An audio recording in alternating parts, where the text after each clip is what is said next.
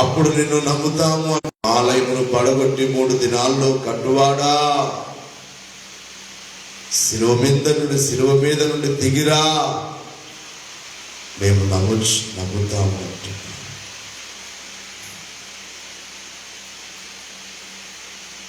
వీడు ఇతరులను రక్షించడు, తను తాను రక్షించుకోలేడు అని హేళన మాటలు మాట్లాడాడు. అంత బాధను భరించినప్పుడు ఆ శిలువలో ఆయన తన ప్రాణమును, తండ్రి నీ చేతికి నా ఆత్మను అప్పగించుచున్నాను, తల వంచి ప్రాణం విడిచిన బైబిల్లో చూస్తున్నాం. మరణాన్ని మరణముతోనే విడిచివేయడానికి, మరణము ఎక్కడ ప్రారంభమైనది? ఏదెను వనములో. ఆ పండు తిను దినమున నీవు నిశ్చయముగా చచ్చెదవు అన్నా. పండు తిన్న ఆదాము అవ్వలిద్దరూ చనిపోయారు, ఆత్మీయముగా చనిపోయారు. కొంతకాలానికి శరీర రీతిగా కూడా వారు మరణించారు. ఏదెను వనములోనే మరణము ప్రారంభమైనది. మానవుణ్ణి మరణము లేకుండానే ఆయన కలుగు చేసుకున్నారు. కానీ మరణము మానవుని ద్వారానే వచ్చినది. అందుకే అపోస్తలుడైన పౌలు కొరింథీ పత్రికలో రాస్తూ, ఒక్క మనుషుని ద్వారానే మరణం వచ్చినది. ఆ ఒక్క మనుషుడు ఆదామే. ఆదాము ద్వారానే భూలోకములో ఉన్న మానవులందరికీ మరణము ప్రాప్తమాయను అని బైబిల్లో చూస్తూ, ఒక్క మనుషుని ద్వారానే మృతుల పునరుద్ధానము కూడా వచ్చినది అని ఆ ఒక్క మనుషుడు ప్రభువైన యేసుక్రీస్తు. అందుకే దైవజనులు పాడుచు అన్నారు, మరణంబులో నాకు చిరజీవమెవరు, మరణంబునకై గొప్ప మరణమెవరు, నా మరణంబులో నాకు చిరజీవమెవరు, నేను మరణించడానికి బదులుగా నా కొరకు గొప్ప మరణాన్ని పొందింది ఎవరు? ఆయనే, సిలువబడ్డ యేసుక్రీస్తే, సిలువలో వేలాడిన యేసుక్రీస్తే అని దైవజనులు పాడారు. కేవలం ప్రభు మన కొరకే మరణించాడు. మనం ఇంకనూ పాపులమై ఉండగా, పాపులమైన మన కొరకు, నీచులమైన మన కొరకు, ఘోరమైన జీవితాన్ని కలిగిన మన కొరకు ఆయన మరణించారు. పాపుల కొరకు.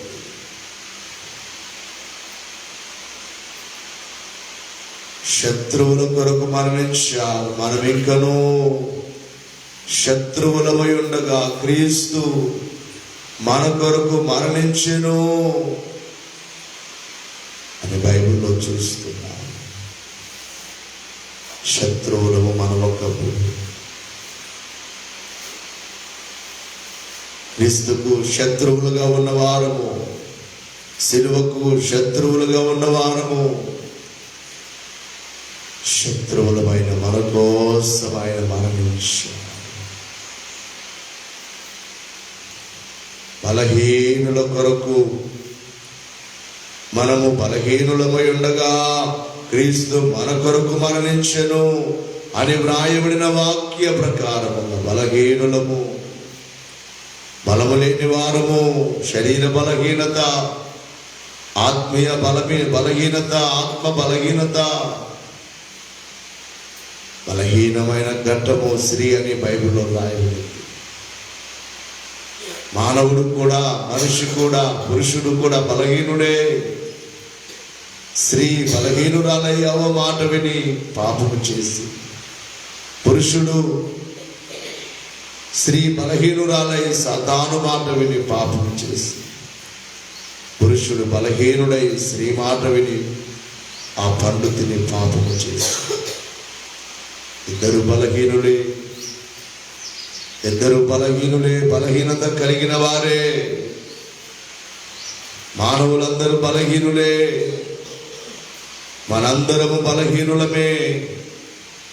బలహీనులమైన మన కోసం బలవంతుడైన ప్రభు, సర్వాధికారి అయిన ప్రభు, సర్వలోకానికి ఆధారమైన ప్రభు మన కోసము మరణించాడు.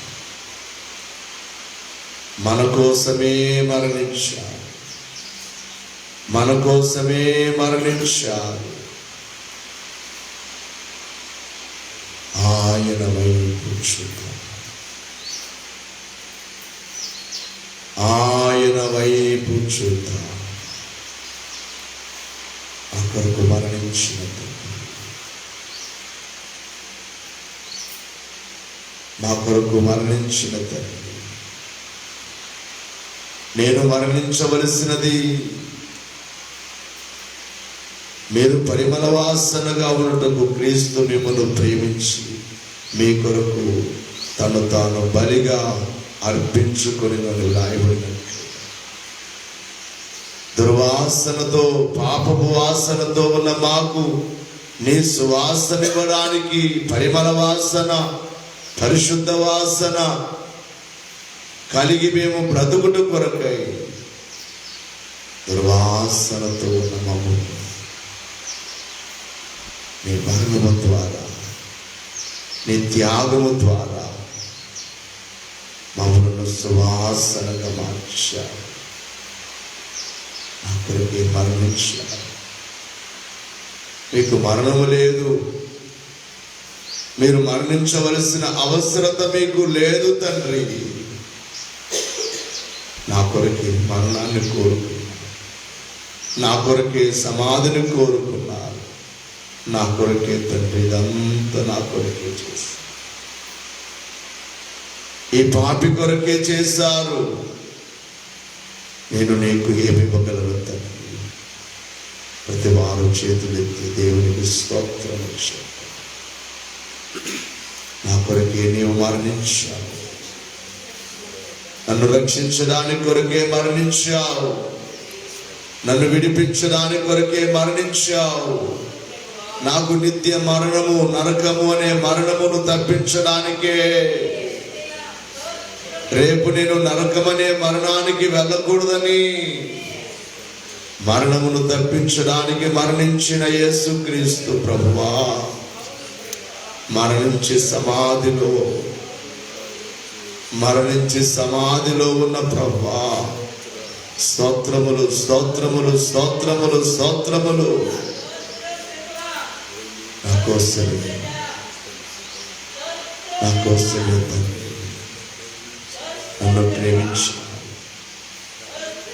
నన్ను ప్రేమించి మరణించావు, నన్ను ప్రేమించి మరణించావు, నన్ను ప్రేమించి గాయాలు పొందావు తండ్రి.